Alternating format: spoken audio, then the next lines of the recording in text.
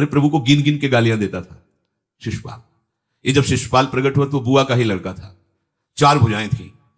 तो इसके जन्म उत्सव के समय फिर श्री कृष्ण बलराम जी भी गए हुए थे। तो आचार्य ने जन्म कुंडली उस समय बाची, ये महावीर होगा, ऐसा ऐसा सब वर्णन करते रहे और कहा ये उन्हीं के हाथ से मारा जाएगा जिसकी गोद में डालने पर इसकी 2 भुजाएं हट जाएंगी। तो वहां जितने आए हुए थे रिश्ते नातेदार, समाज के श्रेष्ठ श्रेष्ठ जन, सबकी गोद में शिशुपाल को, और जे भी भगवान श्री कृष्ण की गोद में डाले 2 भुजाएं गिर गई।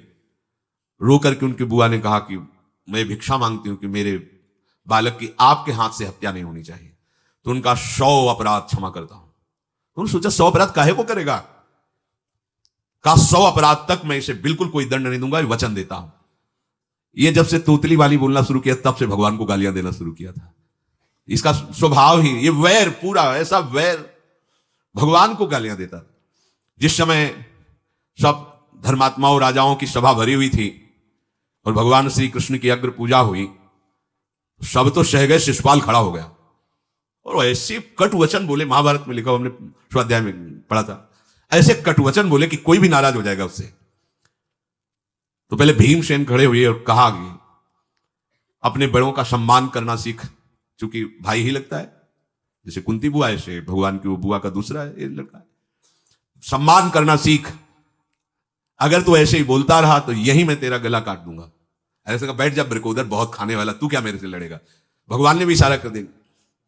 जब देखा कि ये बोलता ही चला, भीष्म जी खड़े हुए और भीष्म जी ने कहा मैं श्री कृष्ण के चरण आसक्ति चित्त वाला हूं, अगर अब एक भी शब्द यहां बोला इसने तो मैं किसी की नहीं सुनूंगा, इसको नष्ट कर दूंगा, और दोनों सभाओं के सर पर पैर रखता हूं जो श्री कृष्ण का विरोध करे, उसके लिए मैं पर्याप्त हूं। भगवान ने कहा चुप रहो, शांत रहो, सबको बैठा ला।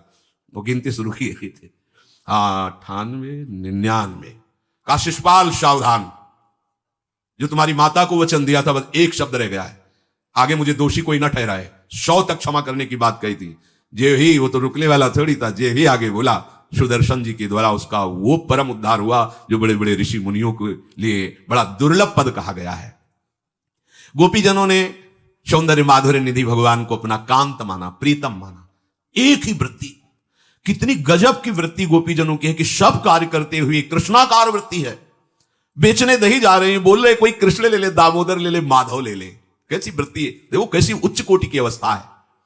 किसी भी भाव से हमारे प्रभु से जुड़ जाए तो इच्छा द्वेष दोनों से वो मुक्त हो जाए। और जब तक ये ठीक है ये बेठीक है, इस तरह के द्वंद्व तुम्हारे हृदय में बने रहेंगे, तब तक मूढ़ता रहेगी और उससे पतन होता रहेगा। संसार का संबंध दृढ़ होता है इच्छा से, बहुत सुंदर बात है। संसार का संबंध दृढ़ होता ही है इच्छा से, इच्छा खत्म, संसार का संबंध खत्म। कितनी बढ़िया बात है। पर हम भागे घूम रहे हैं इच्छाओं की पूर्ति के लिए। जब एक बता दिया कि समुद्र है भगवान, जो चाहिए इन्हीं से क्यों नहीं, पर इनसे मिलने के लिए भी तुम्हें शराब छोड़ना पड़ेगा, तुम्हें मांस छोड़ना पड़ेगा, व्यभिचार छोड़ना पड़ेगा, गंदे चिंतन छोड़ने पड़ेंगे। वो राजी नहीं हो तो करो पाप और चाहो सुख, ऐसा कैसे हो सकता है। यही है जीव की परेशानी, यही है। वो ये चाहते हैं कि हे संत महात्मा, हे भगवंत, हमको छूट दो, हम खूब गंदे आचरण करें और आप हमसे सेव संतरा रुपया पैसा ले लो और आप ऐसा आशीर्वाद दो कि हमारी उन्नति होती रहे, दुख न मिले, हमें सुख ही मिलता है। कभी स्वप्न में भी नहीं हो सकता। तब लग कुशल न जीव कहूं सपने हूं मन विश्राम, जब लग भजत न राम कहूं शोक धाम तज काम। ये दुखों का खजाना काम अर्थात इच्छा, इसका त्याग करके भगवान की शरण में होकर जब तक नाम जप नहीं करोगे, स्वप्न में भी तुम्हें विश्राम नहीं मिलेगा। और नाम जप एक गंदे आचरण करने वालों के हृदय में नहीं हो सकता। नाम परम पवित्र है। ये तभी होगा जब आपका खान पान सात्विक हो, आपका वातावरण सात्विक हो, आपका बोलना उठना बैठना सब सात्विक हो, तब नाम भगवान कृपा करेंगे आपकी जिह्वा। फिर कौन सी इच्छा रह जाएगी, कौन सी इच्छा रह जाएगी। अरे आप विश्वास कीजिए, ये जितनी इच्छाएं हैं सब स्वाप्निक हैं। जब आप सच्चा विवेक धारण करेंगे तो आपसे पूछा भी जाएगा कि जबरदस्ती केवट से कह रहे ले लो, वो कह रहे आपका चुनाव चाहिए, मोरे नहीं चाहिए। प्रहलाद जी कह रहे वरदान मांगो, हमारी आज्ञा का पालन करो, तो कह रहे हाँ आपकी आज्ञा का पालन करता हूं, हे नाथ मुझे यही वरदान दीजिए कि आपसे भी कोई इच्छा न रहे। ये वरदान मांगा कि आपसे भी कोई इच्छा। आप सोचो क्या है ऐसा भागवती का रस कि जिसको वो मिला तो भगवान से भी कह देते। और भक्तों तो बड़े विचित्र विचित्र है, वो भगवान से कहते तुम्हारी इच्छा क्या है प्यारे, बोलो हम पूर्ण करते हैं। तुम्हारी इच्छा क्या है, हमारी तो कोई इच्छा नहीं, आप बोलो आपकी इच्छा क्या है, आप क्या चाहते हो, मैं कैसे आपको रिझाऊं। ये जब कामना को लेकर के मनोवृत्ति का प्रवाह संसार की तरफ होता है, तब ये कामना ही हमें राग द्वेष में बांध देती है। जो महापुरुषों ने उपासना करके, शास्त्र स्वाध्याय करके अनुभव किया है, उसे ध्यान से सुनो। इच्छाओं से बचने का उपाय, इच्छा ही आपके बंधन का कारण है, इच्छा ही जन्म मरण का कारण है। इच्छाओं से बचने का उपाय, कर प्रमाद मत बनो आलसी, करो सुचारु रूप से काम, अपना काम स्वयं करने में लाज बड़प्पन तजो तमाम। पहली बात, शरीरधारी को किसी दूसरे शरीर से अपने शरीर की सेवा तब तक नहीं लेनी चाहिए जब तक बीमार ना हो जाए, असमर्थ ना हो जाए, चाहे गृहस्थ में हो चाहे विरक्त में हो। ध्यान दीजिए, आप चाहे आपकी पत्नी हो, पुत्र हो, परिवार हो, आप उनके सेवक हैं, क्योंकि वो सब प्रभु के जन हैं। इस भावना से रहोगे, कभी नाराज नहीं होगे, कभी गुस्सा नहीं आएगा, कभी झगड़ा नहीं होगा। अगर आप अपने को यह माने कि प्रभु मेरे इस रूप में आए हुए हैं, मुझे अपने कर्तव्य का पालन करना है, तो कहीं झगड़ा नहीं हो सकता। तुम जो कर रहे हो तुम्हारा कर्तव्य, हमारा कर्तव्य है कि हम पति पुत्र परिवार आदि जो भी है, ये हमारे भगवान का स्वरूप है। मैं आप समझो वही भगवत साक्षात्कार, पर ऐसा कौन मानता है? अच्छा, साधु वेश में ये जरूर सावधानी रखनी चाहिए। ध्यान देकर सुनिए, जब तक आपका शरीर स्वस्थ है, आप किसी से किसी भी प्रकार की सेवा स्वीकार न करें। भिक्षान्न के सिवा कोई भी सेवा स्वीकार न करें। अपने शरीर की सेवा तब तक करें जब तक आपका शरीर असमर्थ नहीं हो जाता। असमर्थ हो गए तो फिर हरि ही करें आकर स्वयं, या किसी को भेज दें, उनके बस की बात है। देखो माधवदास बाबा की लंगोटी स्वयं श्री ठाकुर जी महाराज धो रहे हैं। तब तक हमने अपने बड़े संतों को देखा है, बिल्कुल किसी भी तरह की कोई सेवा नहीं स्वीकार करते। अपनी दिनचर्या अपने हाथ से, अपने शरीर की पूरी। आपको क्या हो गया है? आप भी वैसे ही चलो जैसे गुरुजन चले हैं, भिक्षान्न के सिवा। आप अपनी किसी भी तरह की सेवा किसी से मत करवाइए। आप देखो इच्छाओं का दमन होना शुरू हो जाएगा। यही से इच्छाओं का दमन शुरू हो जाता है। आप सच्ची मानिए, ये जो आप शरीर सुख की आकांक्षा से दूसरे से सुख लेने की इच्छा करते हैं, यही तुम्हारे बंधन का कारण है, यही तुम्हारी दुर्गति, यही तुम्हारी कमजोरी है। जब तक शरीर स्वस्थ रहे, किसी से किसी भी तरह की सेवा मत लो, और अधिक से अधिक सेवा करने का भाव रखो। सुधार, हमें सेवा करना है, सेवा लेना नहीं है। जब तक सेव्य का साक्षात्कार ना हो जाए या शरीर असमर्थ ना हो जाए, तब तक ये नियम दृढ़ रखना चाहिए। गुरुजनों को भी देखा, श्री जी की सेवा कर दो, रसोई के से बाहर, शरीर सेवा में कभी भी नहीं। कभी धोखे से ऐसे वस्त्र आदि रह गए और महाराज जी अनुपस्थित, धो के जल्दी से फैला दिया तो भी डांट लगे, ऐसा क्यों किया? नहीं रखे थे महाराज जी, हमने ऐसा कर नहीं, जब तक हम कहें नहीं तब तक नहीं। आज भी सरकार अपने ही हाथ से श्री जी को भोग लगा के ही, सब हैं पर वो अपने ही हाथ से 2 रोटी भोग बना के। देखो बुजुर्ग संतों को, बड़े महापुरुषों को हमने देखा है, अपने शरीर, जब तक शरीर में सामर्थ्य है तब तक, ये महापुरुषों का आदेश है। अपना काम स्वयं करने में लाज बड़प्पन तजो तमाम। अपना काम करने के लिए आप किसी को भी आदेश मत करें, किसी की भी सेवा स्वीकार न करें। हाँ, हमें भूख लगेगी तो रोटी मांग लेंगे जाकर के, क्या जरूरत है हमें किसी की सेवा स्वीकार करने की? मांगो, खाओ, खूब भजन करो, सत्संग करो, कम खर्चे वाला जीवन रखो। जरूरत क्या है? जो जरूरत है गली चलते दे देंगे भगवान, विश्वास करो, गली चलते दे देंगे। विरक्त गृहस्थ धर्म पूर्वक कमाओ, जितनी आवश्यकता प्रभु दे देंगे। ऐसा कोई त्रिभुवन में नहीं जिसकी आवश्यकता की पूर्ति ना होती हो। अनावश्यक तुम्हारी मांगे जो है वही तुम्हें दुख दे रही है। आवश्यक व्यवस्था सबको भगवान दिए हुई है, अनावश्यक मांग के लिए तुम्हें फिर फंसना होगा। ये तुम्हारी अनावश्यक मांगे हैं, ये हो जाए वो हो जाए, वो जो आपको जीवन जीने के लिए जरूरी है, धर्म पालन के लिए जरूरी है, वो बिना मांगे भगवान दे रहे हैं सबको।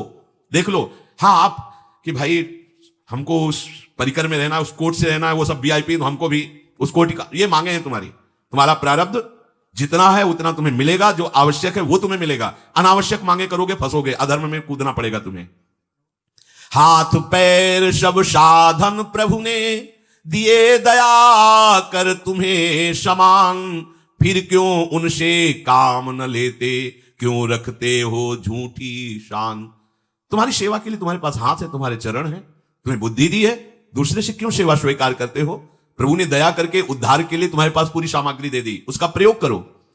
तन मन दोनों का हित करता, निश्चय शारीरिक श्रम युक्त। देखो ये है, जिसने अपना परम मंगल ठाना है, वो शरीर को कभी प्रमाद में नहीं रखता, चाहे गृहस्थ हो चाहे विरक्त हो। ये आलस्य प्रमाद किसी के लिए भी ठीक नहीं है। नियत समय तक सो जाओ, इसके बाद खूब मेहनत करो, चाहे गृहस्थ हो चाहे विरक्त। विरक्त हो तो खूब नाम जप, वाणी पाठ, ब्रह्मचर्य से रहना, आसनों में बैठना। हाँ, सेवा करना, शारीरिक श्रम नहीं, खूब सेवा करो, धाम की सेवा करो, नालियां साफ करो, गलियां साफ करो, जो सेवाएं में इसे श्रम करो। ब्रह्मचर्य पचाने के लिए श्रम भी तो होना चाहिए। श्री जी की प्राप्ति के लिए मन वचन कर्म से श्री जी के चरणों का आश्रय लेकर के जितना आप अन्न डालते हो उतना आप इसका प्रयोग करो शरीर का, इससे ममता मत रखो। खूब धाम, पुराने संतों को देखो, सोहनी पकड़े कहां कहां तक परिक्रमा में लगा। हमने देखा है एक हरिदासी महात्मा थे, पीछे पानी घाट की तरफ उनकी छोटी सी कुटिया, किलोमीटर तक ऐसे ही सोहनी लगा रहे। वृद्ध वृद्ध महात्मा सेवा करें, अपने लोग जवान महात्मा होकर, शरीर स्वस्थ होकर, बेइज्जती अगर सोहनी पकड़ के खड़े हो जाओगे गली में तो आपको लगेगा अपनी बेइज्जती हो रही है। वाह, कितनी बड़ी इज्जत है हमारी। स्वामिनी के महल की वीथियों में सोहनी लगाने में तुम्हें बेइज्जती लग रही, और आचार्य चरण याचना कर रहे हैं। यत्किंक्रीषु बहुशा खलुका कुवाणी नित्यं परस्य पुरुषस्य शिखंड मौले तस्या कदापि रसनिधेर वृषभानुजायास तत्केलि कुंज भवनांगण मार्जनीश्याम। लाडली जो ऐसी कृपा करो कि आपके वृंदावन धाम में कहीं सोहनी लगाने वाली, पोछा लगाने वाली मैं बन जाऊं। मांग रहे हैं। एक से कहा भैया चाहे जितना बुरा प्रारब्ध हो, यहां जो भगत आते हैं उनके जूते साफ कर दिया करो, प्रारब्ध खत्म हो जाएगा। भाई आप समझो ये वो दवा है जो बेजोड़ है, इसे कोई काट नहीं सकता। अच्छा अगर ऐसे लो समझो तो हम आपको समझा रहे हैं। गुरुद्वारे में चले जाओ, चाहे जितना बड़ा अधिकारी हो, सबसे पहली जोरी सेवा यही होती है, पादुका की सेवा करो। समझे में नहीं आ रहा तुम्हें? अरे जिसे हम हंसते हंसते कह रहे हैं वही तुम्हारे बंधन काटने का कारण बन जाए, यदि मान लो बात। पर वो हम जूता साफ करेंगे नहीं, मन से हम कितने गंदे हैं ये हम नहीं देख पा रहे हैं। वो तो बाहर वृंदावन की रज उनमें पादुका में लगी, छोटी मोटी बात नहीं है। पादुका जो रखी है ये बंद नहीं है, आप इनको ऐसे साधारण जूते मत समझना। ये रज में चलते, एक दिन एक ब्रजवासिनी माई रोटी रखे, उसके ऊपर पादुका रखे, एक हाथ में लाला लिए और एक हाथ में जल का ऐसे लिए, उनका अभ्यास ऐसा। अब पादुका पहन के चलने में परेशानी होती थी, तो कोई एक संत थे और बाहर से आए हुए थे, वो हंस दिए हैं कैसे बावरी रोटी के ऊपर जूता लगा। ऐसे मतलब कितने साल हो गए ब्रजवास करते हुए? वह कई वर्ष हो गए। अरे वो जूती नहीं है जो साधारण जूती है, वृंदावन बरसाने की रज लगी हुई, इसमें ये रज लगी हुई है, तुझे रज नहीं दिखाई दे रही, जूती दिखाई दे, क्या ब्रजवास कर रहा है? डांट के चल दी। ये समझो, हम कहें कि जूती साफ करो तो हम जूती साफ करेंगे, और ये है कौन सी जूती साफ में? क्या रज है? वृंदावन बरसाने सब जगह घूमते रहते हैं ये महाभागवत जन। अगर इनकी ये गृहस्थ विरक्त मत देखो, सब लाडली जी के लाडले हैं जो यहाँ आए हुए हैं। अगर हम उनकी पादुका साफ करेंगे तो हमारा हृदय साफ हो जाएगा। पर कोई मानता कहां है? अपनी सेवा स्वयं करो और दूसरे की सेवा मिल जाए तो जैसे लोभी आदमी के सामने धन फेंक दे तो कैसे भागता है, ऐसे आपको होड़ लगनी चाहिए कि ये आदमी इतना न कर पाए जितना हम सेवा करें। परमार्थ में शरीर पोषण नहीं, परमार्थ में शरीर की धज्जियां उड़ानी है, अहंकार की, देहाभिमान की। राखे अपने को सदा भगवत सुमिरन लीन, सुने न जग के दोष गुण, करे न चित्त मलिन। सदैव अपने को ये देखता रहे कि प्रभु का सुमिरन चल रहा है कि नहीं अंदर। ये बहुत बड़े काहे की परेशानी, हम तो यही समझ नहीं पा रहे कि इतनी झंझटें लेकर कैसे घूम रहे लोग। अगर हृदय में राधा राधा चल रहा है, आप व्यापार कर रहे हो, नौकरी कर रहे हो, गृहस्थ हो, विरक्त हो, जो भी, अब आपको चिंता क्या होनी चाहिए? देखो ना, थोड़े दिन ऐसे चल के देखो, हर कार्य बहुत अच्छा होता है जब भगवत सुमिरन पूर्वक आप एकाग्रता पूर्वक कार्य करें, हर कार्य में आपको आनंद आएगा। पर वो तो शरीर पोषी, जैसे आग जलने में फफोला पड़ जाता है ना, उसको बहुत संभाल के रखते हैं, ऐसे देहाभिमानी साधक भी होते हैं कोई इतना शरीर को सजा के, इतना संभाल के कि लगता है यही भगवत प्राप्ति है इनकी, कि इनके शरीर बिल्कुल ऐसे नहीं। संतों ने देखो ना कैसे अपने शरीर के राग का त्याग किया है, गुरुजनों की आज्ञा में तत्पर होकर धज्जियां उड़ा दी देहाभिमान की, तब उनको परम पद प्राप्त हुआ है।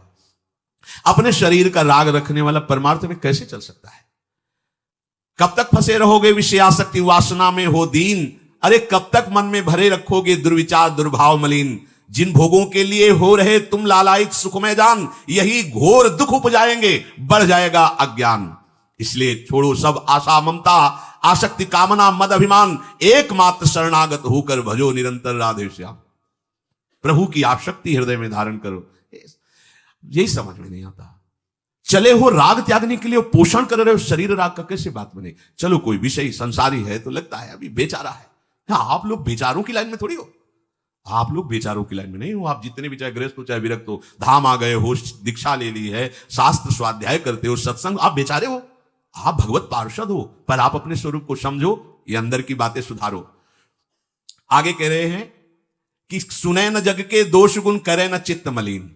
अपने भगवत चिंतन में मगन रहो। कोई तुम्हें यदि किसी की निंदा आदि सुनाने लगे तो उसे मत सुनो। पूछे कछु कछुए कहे, को आए के पास, सुनिले कछु बोले नहीं, सब ते रहे उदास। पर निंदा पर दोष के कथन सुनन में लोग, जो आनंद अनुभव करें तो लहे नरक के भोग।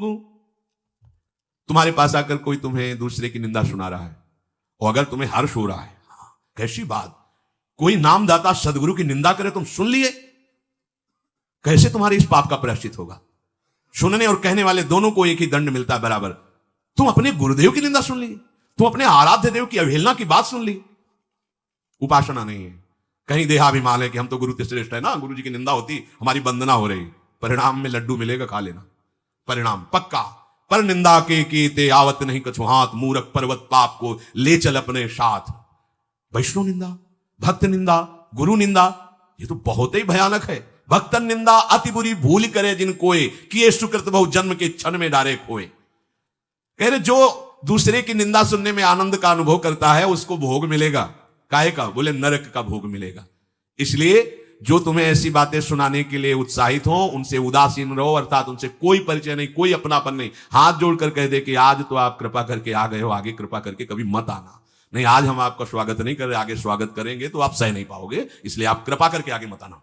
हम आपके पास गए नहीं, आप आकर हमारे गुरु की, हमारे इष्ट की अवहेलना की बात करोगे तो आज क्षमा करते हैं, चले जाइए, दोबारा मत आना। चाहे कोई भी हो, तुम्हारी निष्ठा में इतनी ताकत है वो झुक जाएगा, उसकी सामर्थ्य नहीं कि वो आगे आ जाए। अगर हमारे कोई इष्ट की, आचार्य की या किसी भी नाम जापक की कोई निंदा करता है, हम सुनते हैं और उसे सुख मानते हैं, तो कह रहे हैं उसको नरक का भोग मिलेगा। नहीं, हमें जिस मार्ग में चलना है, हमें अपने आराध्य देव की प्रति प्रीति प्राप्त करनी है, और प्रीति प्राप्त होती कोई भी रामकृष्ण हरि शिव बोले, सबके चरणों में हमारा नमन है, सबकी चरण धूले हमारे माथे पे। निंदा करना, अरे सब जगह भगवान है, ये बात देखने के लिए तो हम चले, हम निंदा स्तुति। अगर कोई हमारा मित्र बनता है, हमारा निज जन बनता है, और हमको हरि गुरु इष्ट आदि की किसी भी तरह की कोई निंदा हमें बिल्कुल बर्दाश्त नहीं करना चाहिए और दूरी बना लेनी चाहिए, कभी उससे संभाषण नहीं करना चाहिए। कहे न अपनी बात कछु, सुने न पर की बात, एक निष्ठ प्रभु में रहे, बसो सदा दिन रात। अपने हृदय की भक्ति की बात सहसा किसी से ना कहे और ना किसी की बात सुने, क्योंकि हमें अपनी आचार्य निष्ठा, गुरु निष्ठा से चलना है। आप अपनी निष्ठा से चल रहे हो, हमारे काम की है नहीं, क्योंकि अब हम बदलने वाले हैं नहीं, तो तुम्हारी निष्ठा से हमें कोई परिवर्तन होने वाला नहीं। और हम अपनी निष्ठा की बात तुमसे इसलिए नहीं कहेंगे कि वो तो इष्ट मिले और मन मिले, मिले भजन रस रीति, तब वो बात कहनी चाहिए, ऐसा किसी से नहीं। तो क्या करे, एक निष्ठ होकर अपने आराध्य देव में दिन रात लगा रहे। ये बहुत जगह जाना, बहुत लोगों से व्यवहार करना, ये सब भजन में बाधक बात है। समिट जाओ, अपनी लाडली लाल को दुलार करो, नाम जप करो, धाम वास करो, बहुत जो है, हाँ दर्शन कर आओ। नहीं, एकांत वास करो, प्रभु खुदा के दर्शन दे देंगे, मान लो विश्वास। अगर आपका भजन ठीक चल रहा है, सही मार्ग चल रहे हो, तो दर्शन वाली बात ही हट जाएगी, क्योंकि फिर वो समा जाते हैं, हृदय में समा जाते हैं, नेत्रों में समा जाते हैं, मन में समा जाते हैं। आनंद की उमगन में कभी गए, आंख लड़ा ली प्रभु से, नहीं तो आंखों में ही बसे रहते। पी मूर्ति नयनन बसे, तेहि रस रहाए समाए। राग रोष दुख दोष में जग सो रहे सचेत, काहू सो न करे कबो, वैर भाव अरुहेत। कोई इच्छा न रखो तो तुम्हें कभी क्रोध नहीं आएगा। इच्छा राग ही द्वेष को उत्पन्न करती है। इन दोनों से सचेत रहो, ना किसी से तुम्हारा द्वेष होने पावे न राग। कभी किसी से किसी भी तरह अगर झगड़े का, लड़ाई का अवसर आता है तो हाथ जोड़कर निकल जाओ, झगड़ा मत करो। उससे ये होगा कि आपकी वृत्ति बच जाएगी, नहीं तो वृत्ति द्वेष पूर्वक बार बार उसका चिंतन करेगी जब भजन में बैठोगे, और उसके प्रति अशांति, जलन पैदा हो जाएगी। सब सो न्यारो होई रहे, पर खारो हु नहीं होए, सबकी सब कुछ सहे नीति, वो प्रभु को प्यारो होए। समझो बात, सबसे अलग रहो, किसी से अपना मन मत मिलाओ, केवल मन नाम से मिलाओ, प्रभु से मिलाओ, गुरुवाणी से मिलाओ। पर किसी का अपमान मत करो, किसी के लिए ऐसा कड़ुआ वचन मत बोलो कि उसके हृदय मंदिर में बैठे भगवान है, उसका हृदय दुखी हो जाए। सबकी सब कुछ सह लेता है जो कोई, वही प्रभु का प्यारा होता है। करे न जग चर्चा कबों, रहे सदा चुपचाप, रही इंकित निज भजय प्रभुता को सेवें आप। जो जगत की कभी भी चर्चा नहीं करता, मौन धारण करके केवल प्रभु के चिंतन में मगन रहता है, उसका भार प्रभु ले लेते हैं, उसकी सेवा आप स्वयं करते हैं। प्रभु किसी न किसी रूप में आके उनका भरण पोषण करते हैं। पै प्रभु के रस प्रेम की निर्मल गोपन बात, कहे न काहू सो कबो, सहे सकल आघात। भजन में जो तुम्हें आनंद आ रहा है, जो तुम्हें स्वप्न में कोई अनुभूतियां हो रही या प्रगट में कोई अनुभूति हो रही, कभी भी किसी से भी वो बात ना कहे, क्योंकि ऐसा कहने से तुम्हारे भजन में विघ्न पड़ जाएगा। सारी की सारी बातें पचा लो। जैसे तुम गुप्त रूप से गलतियां करते हो, कभी नहीं बोलते हो, लेकिन कोई भी भागवती की अनुभूति छोटी सी भी होगी तो सभा में बोलने का मन होगा, क्योंकि उससे हमारी प्रशंसा होगी, अहंकार का पोषण होगा। बिल्कुल नहीं। भजन संबंधी कोई भी आनंद की बात, कोई भी भगवदानंद अनुभूति कभी किसी से न कहे, एकदम छुपा जाए। अगर कोई ऐसा कि हमने तो ऐसे लक्षण आप में देखे, हाँ नहीं ये तो ऐसे ही तुम्हें यहां हंसुआ, हमारे अंदर ऐसा कुछ नहीं। कोई भी भागवतिक वृत्ति कहीं अपने में आरोपित करके प्रदर्शन का कार्य न कर दे। सही न सके पिय की तनिक निंदा, जो कहूं होए सहज त्याग सर्वस्व करी, डारे निज को खोए। यदि अपने आराध्य देव की कोई निंदा कर रहा हो तो वहां सहन न करे। सही न सके पिय की तनिक निंदा, जो कहूं होए। संत शंभु श्री पद अपवादा, कही सुनीतास मर्यादा, काटी जीव तासु जो बसाई, श्रवण मुनि न चले पर आई।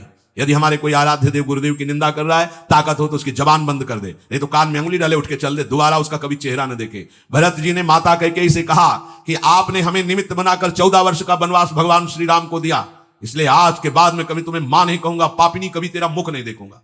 भरत जैसे भगवान के अवतार परम पवित्र माता कैकेयी के लिए ऐसे कट वचन बोले, आज के बाद कभी मां नहीं कहूंगा, है पापिनी तेरा कभी मुख नहीं देखूंगा।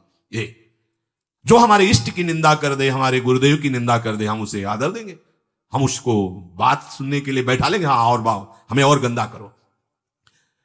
सहज त्याग सर्वस्व करी, डारे निज को खोए। अपने अपनत्व को अपने आराध्य देव में सहज समर्पित कर दे।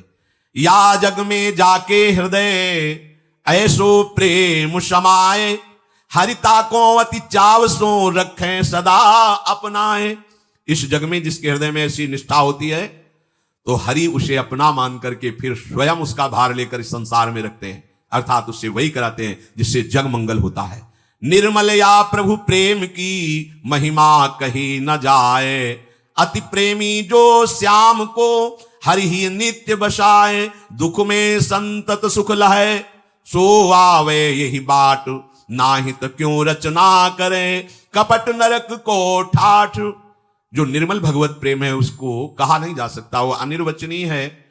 ऐसे निर्मल प्रेमी महात्मा के हृदय में श्याम सुंदर निरंतर वास करते हैं। इस निर्मल प्रेम को जिसे प्राप्त करना हो तो कमर कस ले, दुख का मार्ग है, इसमें दुख में चल करके महासुख में पहुंचा जाता है। कह रहे दुख में संतत सुख लहे, सो आवे यही बाट। भारी से भारी विपत्ति, अपमान, तिरस्कार में भी जो सुख का अनुभव करते हुए भगवत भजन करते रहते हैं, वो जाते हैं उस महासुख परमानंद में। नहीं तो कह रहे ना ही तो क्यों रचना करे, कपट नरक को ठाठ। फिर ये बातें बनाने से नरक ही मिलेगा, भगवत प्राप्ति नहीं होगी। इसलिए इच्छा और द्वेष का त्याग करके अपने आराध्य देव के निरंतर चिंतन में मगन रहो। भजन का फल है अपना अस्तित्व मिटा देना, कोई भी इच्छा न रह जाना। तो श्री भगवान स्वयं उसके हृदय में बैठ करके सब योगक्षेम का वाहन करते हैं। जैसे अहंकार से हम सोचते हैं ये हम नहीं करेंगे तो कैसे हो जाएगा, तो पूरी सृष्टि तुम्हारे करने से हो गई है क्या? जिन्होंने एक संकल्प में अनंत ब्रह्मांडों का सृजन, पालन और लय करते हैं, करते रहेंगे, उन प्रभु को पहचानने के लिए मनुष्य जन्म हुआ है। यही परम कर्तव्य है। हम भजन करके उनमें लीन हो जाएं, उनको जान जाएं, तो महान दुख से हमारा छुटकारा हो जाए।